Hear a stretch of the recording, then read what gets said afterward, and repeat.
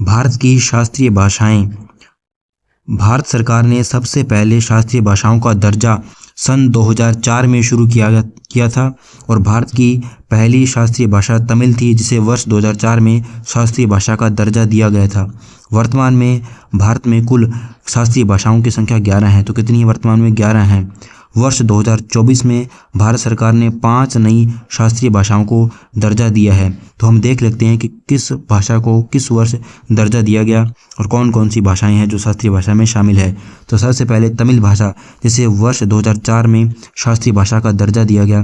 उसके बाद 2005 में संस्कृत को शास्त्रीय भाषा का दर्जा मिला और उसी के बाद तेलुगु और कन्नड़ को 2008 में, दोनों को, तेलुगु और कन्नड़ को 2008 में शास्त्रीय भाषा का दर्जा मिला, जबकि मलयालम को सन 2013 में शास्त्रीय भाषा का दर्जा मिला और उड़िया भाषा को 2014 में शास्त्रीय भाषा का दर्जा मिला। और इसके बाद भारत सरकार ने एक साथ 5 भाषाओं को शास्त्रीय भाषा का दर्जा दे दिया 2024 में, जिनमें कौन कौन सी भाषाएं थी? तो पहली भाषा थी असमिया, दूसरी थी बंगाली, तीसरी थी मराठी, चौथी थी पाली और 5वीं थी प्राकृत।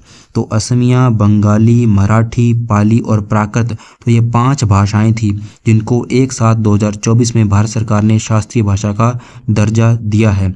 इससे पहले भारत में 6 शास्त्रीय भाषाएं थी।